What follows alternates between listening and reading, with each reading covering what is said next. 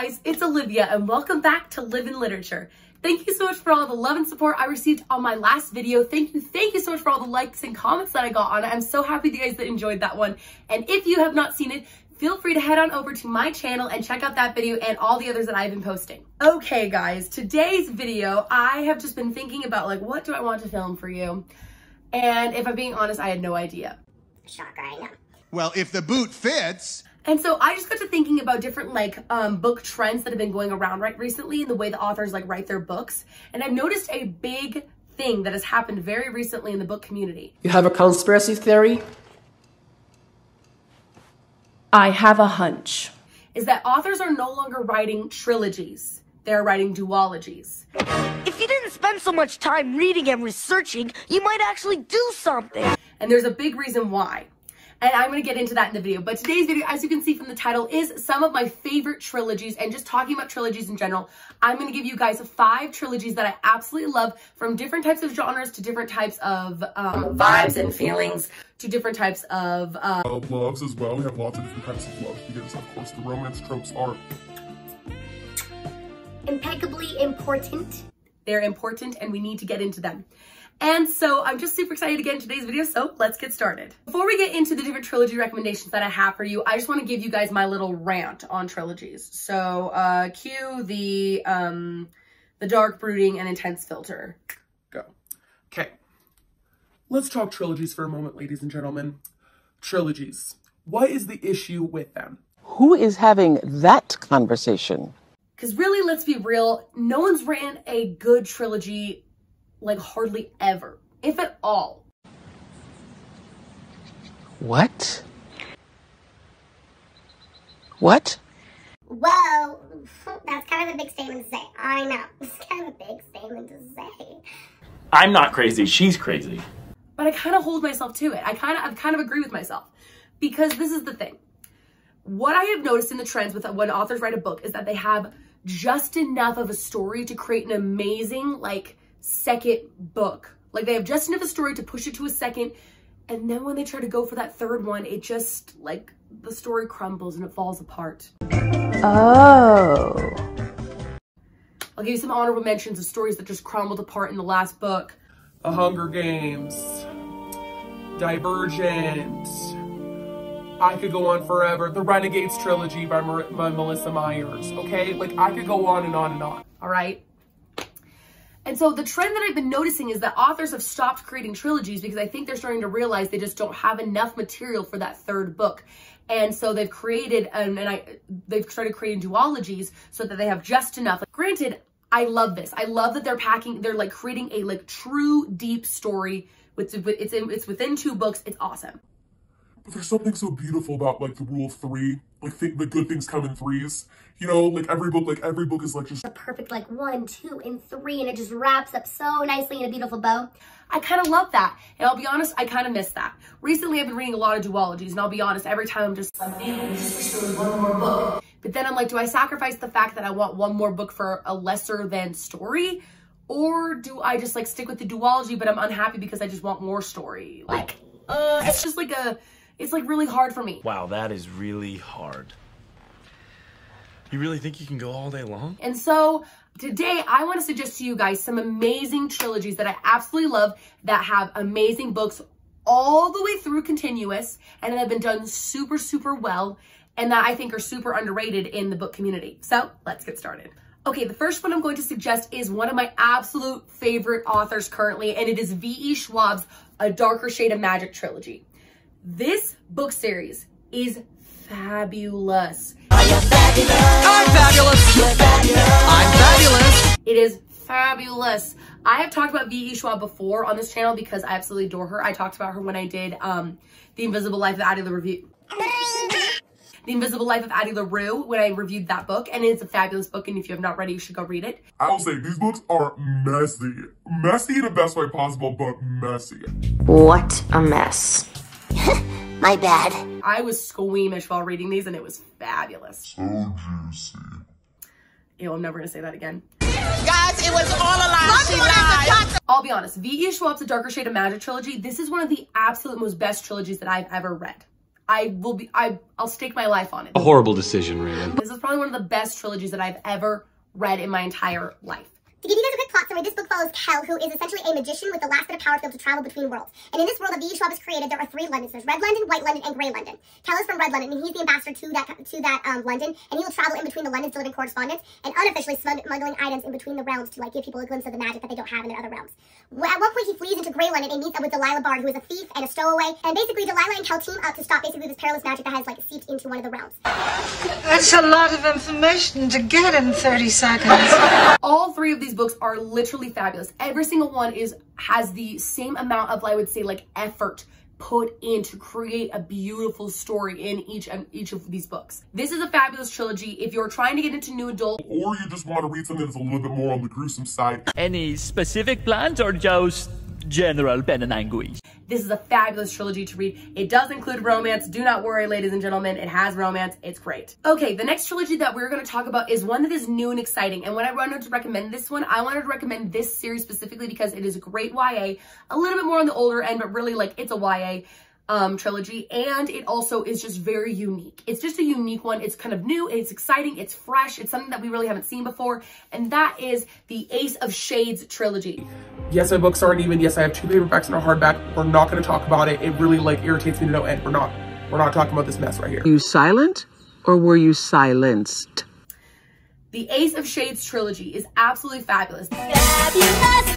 And I already talked about this trilogy before in my my wrap up for the wrap up in February. I'm pretty sure it was my wrap up in February. Yeah, I can confirm that it was your February wrap up, Liv.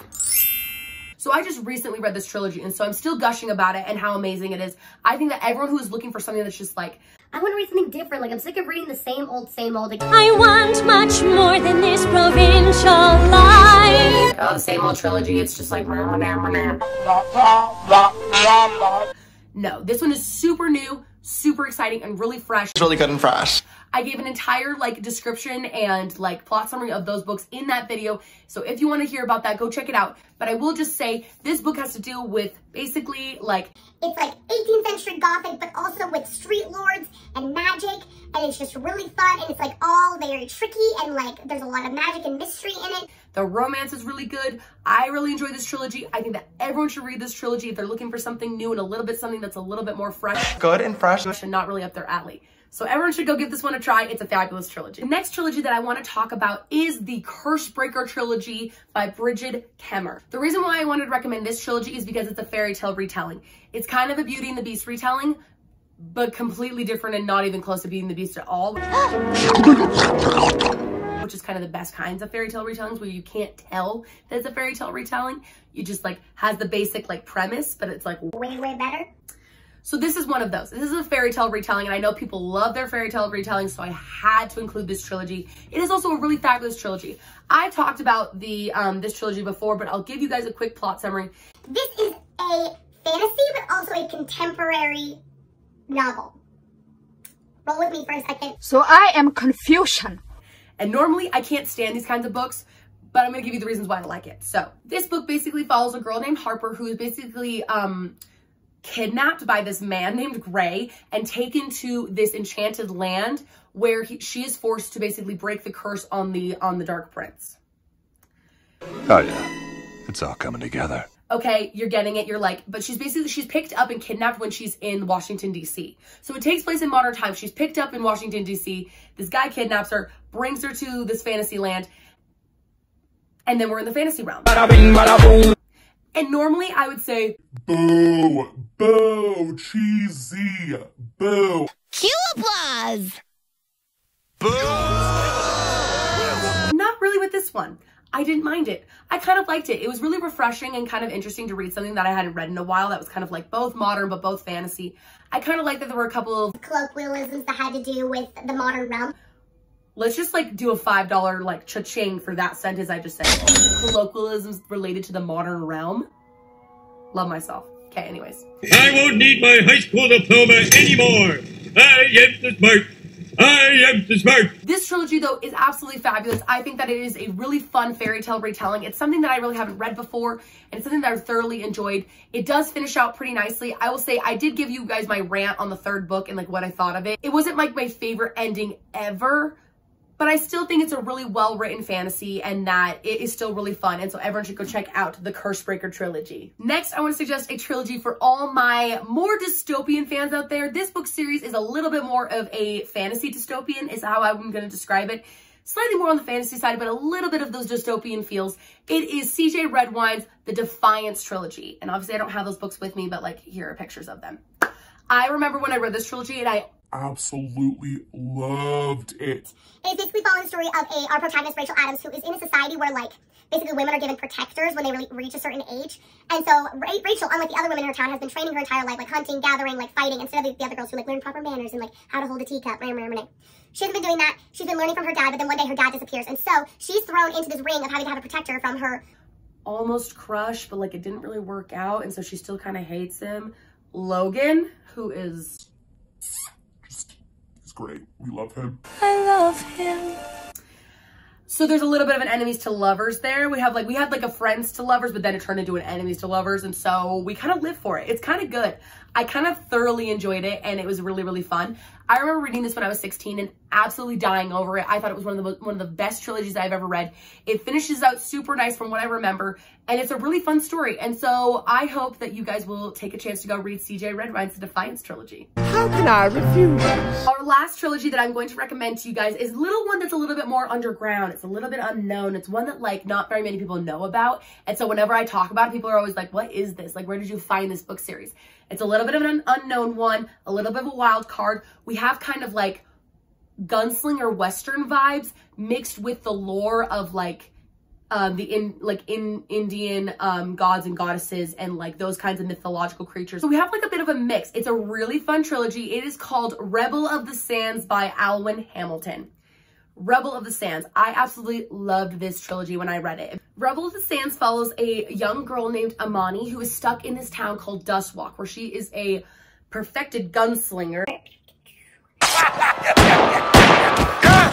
You could have my gun when you pried from a cold dead. And one day she finds this boy named Jin, who's basically on the run, and he's a rebel, part of this group trying to rebel against the government that they are currently under and overthrow them. And she basically is wrapped up into this whole rebellion thing and like basically learns about like her inner powers, which like leads into the mythology and the magic and mythology of the book. It's a really fun trilogy. It is super fast paced. The romance is there. It is definitely more for my my YA readers, but still like a really fun read if you guys want to give it a try. It is a fabulous book series and I think that everyone should read it. Well, that is all the trilogies that I have to recommend for you guys today. So I hope that you enjoyed this video. And if you did, do not forget to like, comment, and subscribe to the Live in Literature channel. We are trying to get to 200 subscribers before the end of April. So do not forget to share these videos with your friends if you want them to check out my channel. And I hope that you guys are enjoying the content that I'm creating. If you guys would like a specific video created, please do not forget to comment it down below and I will add it to my list and I will make it. I'll make whatever content you want. I am your servant. I will make whatever you guys want. But thank you guys so much for joining me today. I hope you guys have a great day. Love you the most and talk to you later. Bye.